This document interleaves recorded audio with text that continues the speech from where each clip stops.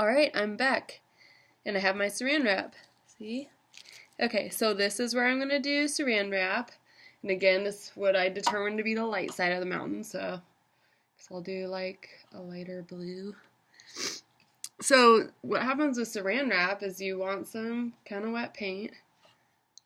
And once you've painted the area, you just squish saran wrap down on it and don't remove it until it dries, which actually takes a while because there's saran wrap on it, which isn't letting the moisture evaporate.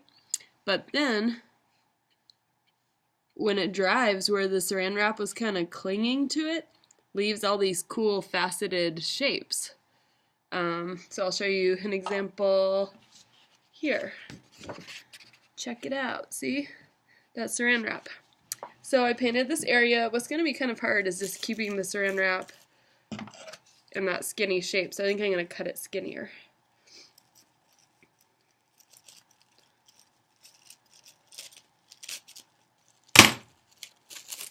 Alright, skinny one.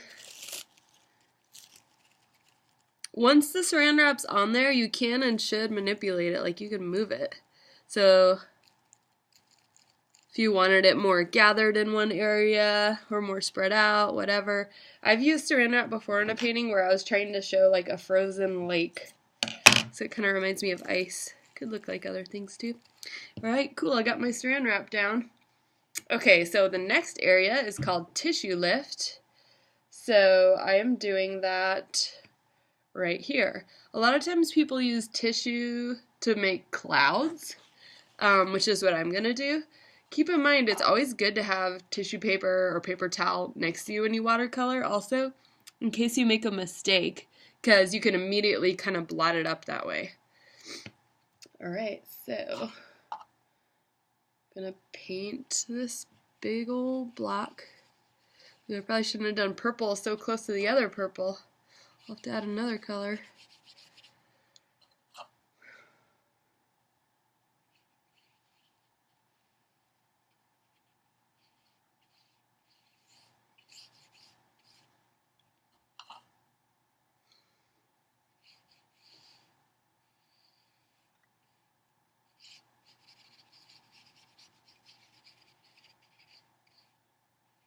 Alright, I got it all down.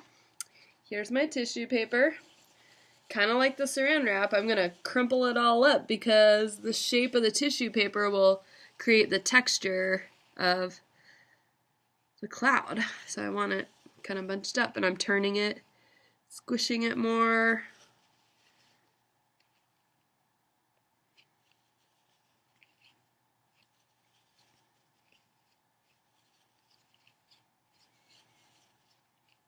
Looks pretty cool.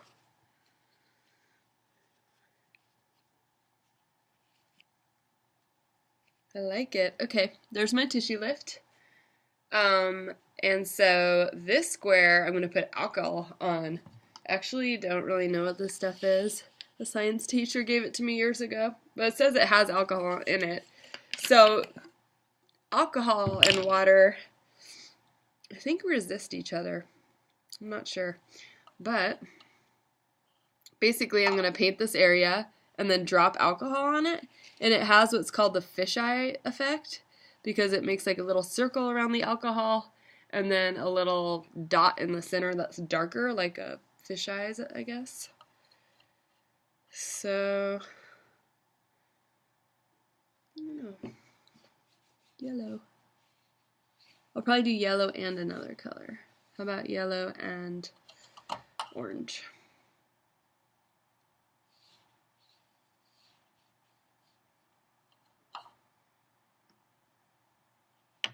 And then some red.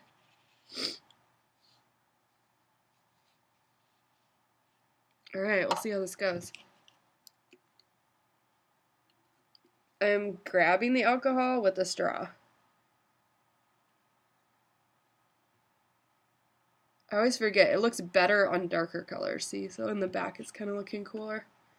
So you could probably use this technique if you're making like bubbles underwater or all sorts of things. That's one of my favorites. I think it looks really cool. Need one more right there. Woo.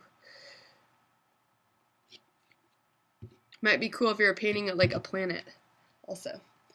Okay, so now we've actually done all of them, but we need to go back to the original ones and do the second layer, which was liquid frisket, glazing, splatter, dry brush, and blow. So I'm going to touch right here where I did the frisket and see, is it dry?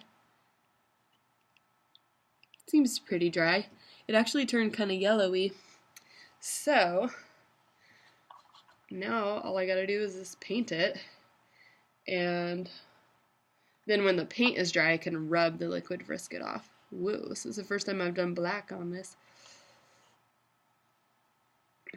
I want to do black and blue. So you can see it's already kind of resisting it. See how it's like pushing the paint off it?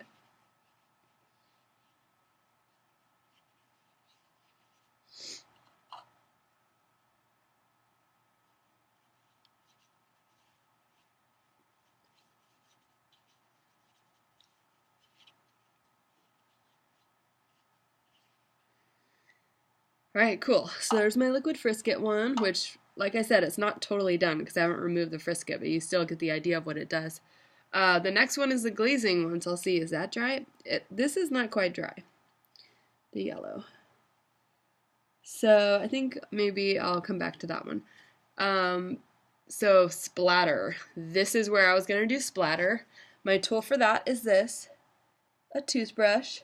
I recommend you make sure your toothbrush is clean because a lot of times we use those for clay in this classroom, so they could be all crusty, but you just wash it off. So I'm literally going to dip my toothbrush into some paint and use my thumb or whatever and go like this. Something you need to think about is it could go everywhere, so you might want to use like another piece of paper like this to block other areas, or even just your hand. So this creates, oops, see I got it where I didn't want it, but that's okay. This creates a cool texture that would be found in nature, a lot like on an egg or on some animal's fur or whatever. Could be useful in a painting. Maybe I'll do one more color for fun. Whoa. So this thing's a little overloaded now. I got those big splotches. But hey, I'll show you how to mop something up.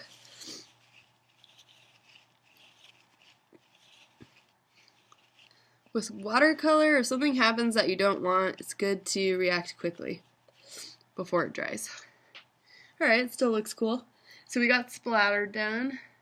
Now there's dry brush, which I'm doing here. So this might be a little boring, but because I thought I have birds here, maybe I'll do birds here. So all dry brush is basically like we did for the glazing. Like, you don't want it wet and bleeding everywhere. You want it precise.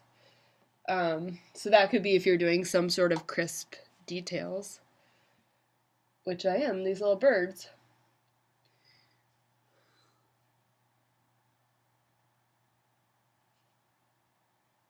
Keep in mind, to me, I'm painting upside down, so it's kind of awkward. But they're not the most complicated birds, though. I think I got this.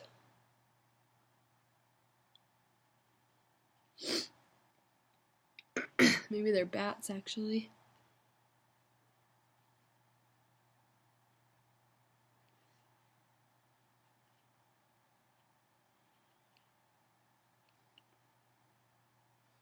Alright, there's my dry brush. Again, you could do something way more interesting than my birds, like some sort of pattern, etc. My dry brush pattern on here is kind of pretty. See all the swirls and dots? So again, you're being crisp. You're not letting your different areas touch so that they won't bleed into each other. Alright, so now we're on the one that's called blow. I better get a new straw since I put alcohol in the other one. Alright, here's my straw. It's a little mini. So, trying to remember where I was going to do that. Oh, it's right here where I made the purple kind of dark. That's okay. I think I'll do like black. That'll show up on purple. Okay, so this is another one I probably got to worry about where it's going because I'm blowing on it, but it'll probably be okay. Get low.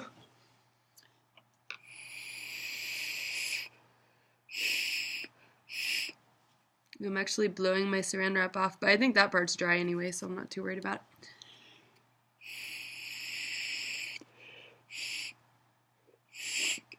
Okay, I'm going to add more.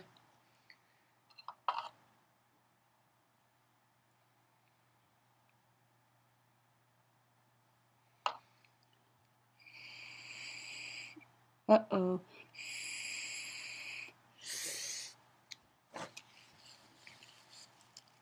No!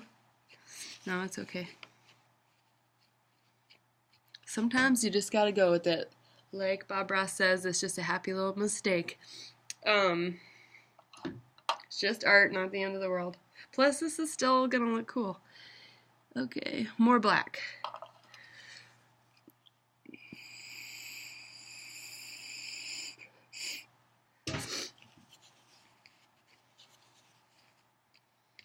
Alright, I better stop doing that, but you get the idea of the blow technique. It looks like there's just one left, which is this one, which I'm ready to go back with. So the point of this glazing is to see how two colors look layered on top of each other if they dry in between layers. I'm going to change my water real quick.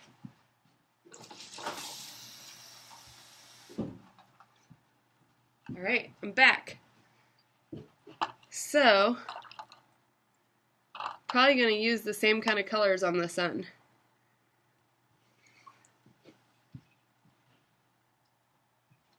So with this stripe, which I have yellow paint on my brush, you're going to see what does yellow look like when it crosses over red, when it crosses over orange, and when there's two layers on yellow.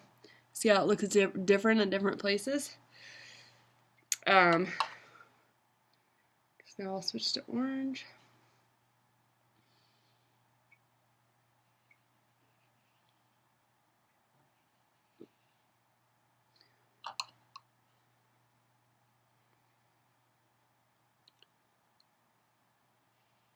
So if you're painting like a human being or something, you might want to use this technique. Like first paint the shadows on their face, let it dry, and then add the skin tone, for example. So in the areas where the shadows were painted before, it'll be darker, but the skin tone could be even. Okay.